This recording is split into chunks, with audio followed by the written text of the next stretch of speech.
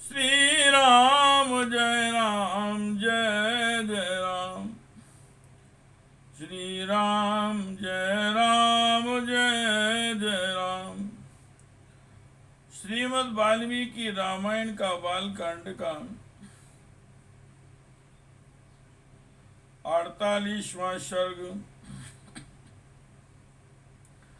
राजा सुमति से सतकृत हो एक रात विशाल में रहकर मुनियों से श्री राम का मिथिलापुरी में पहुंचना और वहां सुने आश्रम के विषय में पूछने पर विश्वामित्र जी का उनसे अहिल्या को शाप प्राप्त होने की कथा सुनाना। पृष्ट्वा तु कुशलम तत् परस्पर समागमे कथान्ते सुमतिर्वाक्यम व्याजहार महामुनिम। वहां परस्पर समागम के समय एक दूसरे का कुशल मंगल पूछकर बातचीत के अंत में राजा सुमति ने महामुनि विश्वामित्र जी से कहा, इमौ कुमारौ भद्रम ते देव कुल्य पराक्रमौ गज सिंह गति वैरौ गज सिंह गति वीरौ शार्दूल वृष भूपमौ। हे ब्रह्मन, आपका कल्याण हो। ये दोनों कुमार देवताओं के तुल्य पराक्रमी जान पड़ते हैं। इनकी चाल डाल हाथी और सिंह की गति के समान है। ये दोनों वीर सिंह और सांड के समान प्रतीत होते हैं। पर्ण पत्र विशालाक्षौ खड्ग तूण धनुर्धरौ अश्विनाविरूपेण समुपस्थित यौवनौ। इनके बड़े बड़े नेत्र विकसित कमल दल के समान शोभा पाते हैं। ये दोनों तलवार तरकस और धनुष बाण किए हुए हैं। अपने सुंदर रूप के द्वारा दोनों अश्विनी कुमारों को लज्जित करते हैं तथा युवावस्था के निकट आ पहुंचे हैं। या द्रक्ष्यो माम प्राप्तौ या द्रक्ष्यो गाम प्राप्तौ देव लोकादिवामरौ कथम पद्भ्याम हि प्राप्तो किमर्थम कस्य वा मुनि। इन्हें देखकर ऐसा जान पड़ता है मानो दो देव कुमार देवक्षावश देवलोक से पृथ्वी पर आ गए हों। हे मुनि, ये दोनों किसके पुत्र हैं और कैसे किस लिए यहाँ पैदल आए हैं। भूषयन्ता विमं देशं चंद्र सूर्या विवाम्बरम् परस्परिन सादृशौ प्रमाणेंगित चेष्टितः। बढ़ाते जैसे चंद्रमा और सूर्य आकाश की शोभा बढ़ाते हैं, उसी प्रकार ये दोनों कुमार इस देश को सुशोभित कर रहे हैं। शरीर की ऊंचाई, मनोभाव सूचक संकेत तथा चेष्टा, बोलचाल में ये दोनों एक दूसरे के समान हैं।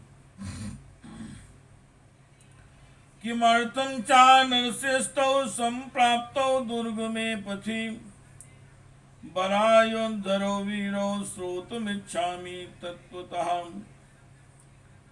श्रेष्ठ आयु धारण करने वाले ये दोनों नरश्रेष्ठ वीर इस दुर्गम मार्ग में किस लिए आए हुए हैं, यह मैं यथार्थ रूप से सुनना चाहता हूँ। तस्य तद वचनम श्रुत्वा यथावृत्तं न्यवेदयतं सिद्धाश्रम निवासं च राक्षसानां वधं यथा।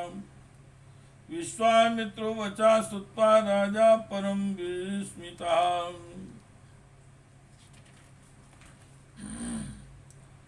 सुमति का यह वचन सुनकर विश्वामित्र जी ने उन्हें सब वृत्तांत यथार्थ रूप से निवेदन किया। सिद्धाश्रम में निवास और राक्षसों के वध का प्रसंग भी यथावत रूप से कह सुनाया। विश्वामित्र जी की आवाज सुनकर राजा सुमति को बड़ा विस्मित हुआ। श्री राम जय राम जय जय राम, श्री राम जय राम जय जय राम। अतिथि परमं प्राप्तौ पुत्रो दशरथस्य तौ, पूजयामास विधिवत् सत्कारहरो महाबलौ। उन्होंने परम आदरणीय अतिथि के रूप में आए हुए उन दोनों महाबली दशरथ पुत्रों का विधिपूर्वक आतिथ्य सत्कार किया। ततः परम सत्कारम सुमते प्राप्य राघव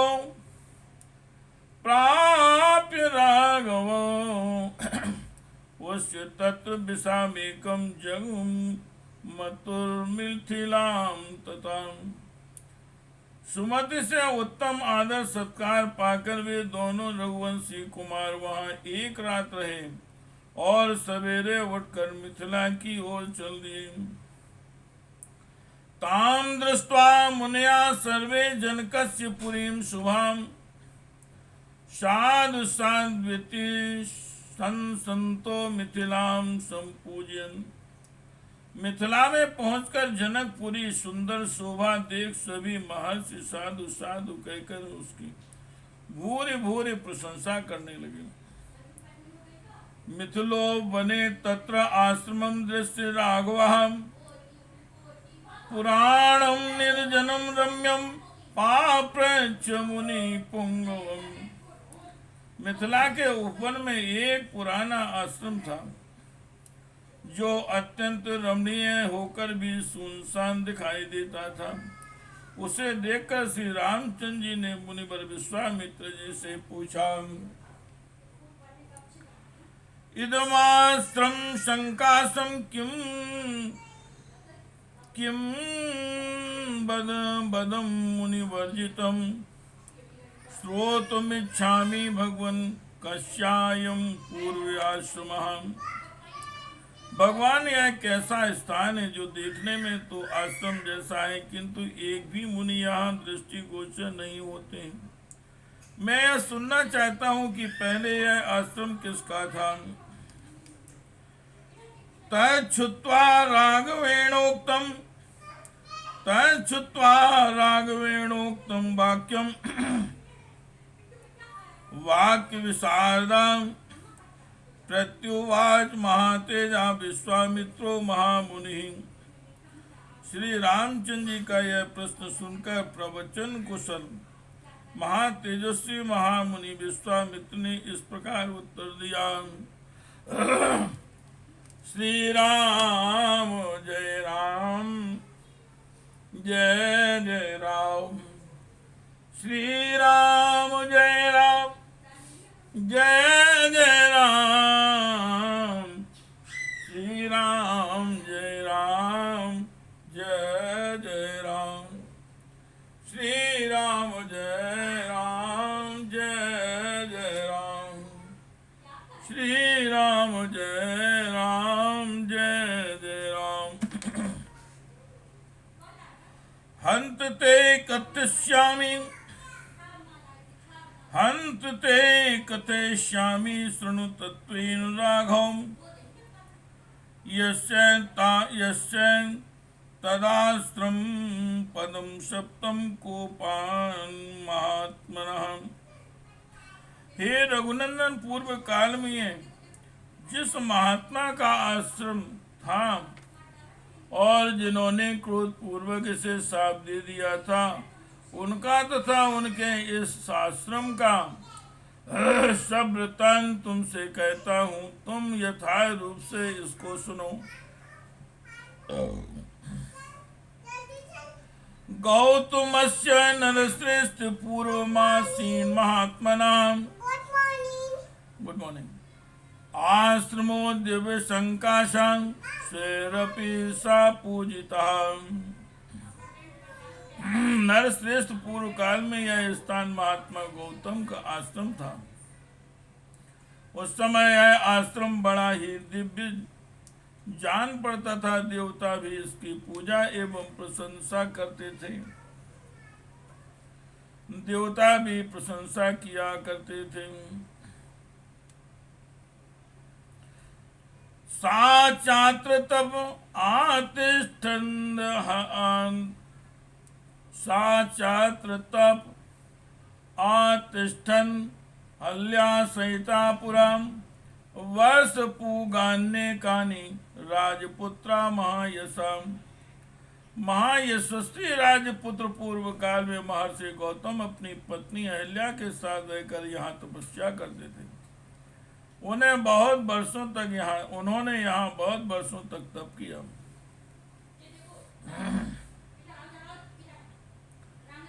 तस्यांतरं विदित्वा चा सहस्राक्षा सचीपति मुनिवेधरो भूत्वा अहिल्यामिदं ब्रवीत्। एक दिन जब महर्षि गौतम आश्रम पर नहीं थे, उपयुक्त अवसर समझकर सचीपति इंद्र गौतम मुनि का वेश धारण किए वहां आए और अहिल्या से इस प्रकार बोले।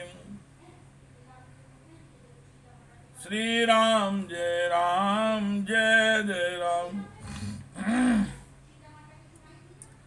ऋतु कालम प्रतीक्षन्ते नार्तिना सुषुमाहिते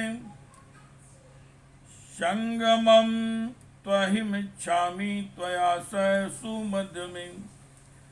सदा सावधान रहने वाले सुंदरी रति की इच्छा रखने वाले प्राति पुरुष ऋतु काल की प्रतीक्षा न करते हैं। सुंदर कटि प्रदेश वाली सुंदरी में इंद्र तुम्हारे साथ समागम करना चाहता हूँ।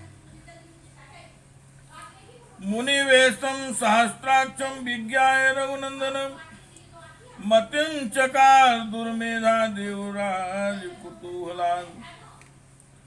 रघुनंदन महर्षि गौतम का वेश धारण करके आए हुए इंद्र को पहचान कर भी उस दुर्बुद्धि नारी अहो देवराज इंद्र मुझे चाहते हैं, इस कौतूहल बस उनके साथ समागम का निश्चय करके वह प्रस्ताव स्वीकार कर लिया। उसने वह प्रस्ताव स्वीकार कर लिया। अथा ब्रवीर सुरश्रेष्ठम कृतार्थेन अंतरात्मनम कृता धर्मास्मि सुरश्रेष्ठ गच्छ शीघ्रमितः प्रभु आत्मानं मां च देवेश सर्वथा रक्ष गौतमात्। रति के पश्चात उसने देवराज इंद्र से संतुष्ट चित्त होकर कहा, सुश्रेष्ठ में आपके समागम से कृतार्थ हो गई। प्रभु अब आप शीघ्र यहाँ से चले जाइए। देवेश्वर महर्षि गौतम के कोप से आप अपनी और मेरी भी इस प्रकार से रक्षा कीजिए। श्री राम जय जय राम।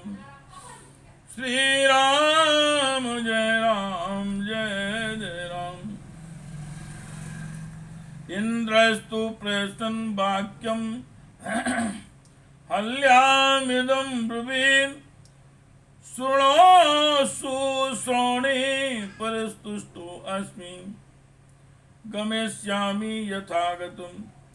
तब इंद्र ने अहिल्या से हंसते हुए कहा, सुंदरी मैं भी संतुष्ट हो गया, अब जैसे आया था उसी तरह चला जाऊंगा। एवं संगम्य तू तदा निश्चिक्रामोटया तथा सा संभ्रमान त्वरन् राम संकितो गौतमं प्रति। श्री राम इस प्रकार अहिल्या से समागम करके इंद्र जब कुटी से बाहर निकले तब गौतम के आ जाने की आशंका से बड़ी उतावली के साथ भी पूर्व भागने का प्रयत्न करने लगे। गौतमं सा ददर्शा विप्रशंतम महामुनिम देवदानव दुर्धर्षम तपोबल समन्वितम तीर्थोदक परिक्लन्नम दीप्यमानवानलम। गृहीत समिधम तत्र साकुशम मुनि पुंगवम। इतने ही में उन्होंने देखा कि देवताओं और दानों के लिए भी दुर्धर्ष तपोबल संपन्न महामुनि गौतम हाथ में समिधा लिए आश्रम में प्रवेश कर रहे हैं। उनका शरीर तीर्थ के जल से भीगा हुआ था। तीर्थ जल से भीगा हुआ है और वे प्रज्वलित अग्नि के समान उद्दीप्त हो रहे थे। दृष्ट्वा सुरपतिस्तत्र दृष्ट्वा सुरपतिस्त्रस्तो विषण्ण वदनो आभवत्। अथ दृष्ट्वा सहस्राक्षं मुनिवेशधरं मुनिः दुर्वृत्तं व्रत संपन्नो रोषाद वचनं ब्रवीत्। उन पर दृष्टि पड़ते ही देवराज इंद्र भय से थर्रा उठे। उनके मुख पर विषाद छा गया। दुराचारी इंद्र को मुनि का वेश धारण किए देख सदाचार संपन्न मुनिवर गौतम जी ने रोष में भरकर कहा, मम रूपम समास्ताय कृतवान सी दुर्मते आकर्तव्यमिदं यस्मान् विफलस्त्वं भविष्यसि। दुर्मते, तूने मेरा रूप धारण करके यह न करने योग्य पाप कर्म किया है, इसलिए तू विफल अंडकोश से रहित हो जाएगा। श्री राम जय राम जय जय राम। श्री राम जय राम जय जय राम। श्री राम जय राम जय जय राम। श्री राम जय राम जय जय राम। अंडकोश से रहित हो जाएगा। गौतमेन मुक्त शिरो सुरो सेन महात्मना पेन्तुर्वसनो भूमौ सहस्राक्षस्य तत्क्षणान्। रोष में भरे हुए महात्मा गौतम के ऐसा कहते ही सहस्त्राक्ष इंद्र के दोनों अंडकोश उसी क्षण पृथ्वी पर गिर पड़े। तथा सप्त्वा च वै शक्रं भार्यामपि च सप्त्वान् वर्षसहस्राणि बहूनि निवेश्यासि। यह वर्षसहस्राणि बहूनि निवेश्यसि। वात भक्षा निराहारा तप्यन्ति भस्मसायिने आदृश्या सर्वभूता नामस्त्वमे अस्मिन् विश्यसि। यदा त्वरेतद्वनं घोरं रामो दशरथात्मजः आगमिष्यति दुर्धर्षस्तदा भूता भविष्यति। तस्यातिथ्येन दुर्वृत्तेन लोभमोह विवर्जिताम् मत्संकाशं मुदा युक्ता स्वं वापुर्धारयसि। इंद्र को इस प्रकार शाप देकर गौतम ने अपनी पत्नी को भी शाप दिया। दुराचारी, तू भी यहाँ कई हजार वर्षों तक केवल हवा पीकर या उपवास करके कष्ट उठाती हुई राख में पड़ी रहेगी। समस्त प्राणियों से आदृष्ट रहकर इस आश्रम में निवास करेगी। जब दुर्धर्ष दशरथ कुमार राम इस घोर वन में पदार्पण करेंगे, उस समय तू पवित्र होगी। उनका आतिथ्य सत्कार करने से तेरे लोभ मोह आदि दोष दूर हो जाएंगे और तू प्रसन्नता पूर्वक मेरे पास पहुंचकर अपना पूर्व शरीर धारण कर लेगी। एवं मुक्त्वा महातेजा गौतमो दृष्टचारिणीं इमेमास्त्रम् उत्सृज्य श्रद्धचारण सेविते हिम बक्षी खरे रम्ये तपस्ते पे महातपः। अपनी दुराचारणी पत्नी से ऐसा कहकर महातेजस्वी महातपस्वी गौतम इस आश्रम को छोड़कर चले गए और सिद्धों तथा चारणों से सेवित हिमालय के रमणीय शिखर पर रहकर तपस्या करने लगे।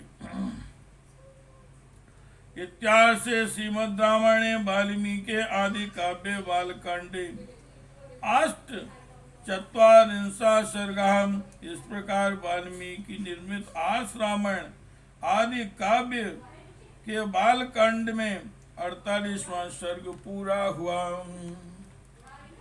श्री राम जय जय राम।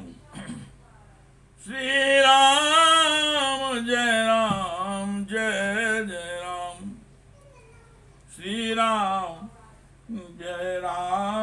जय जय राम।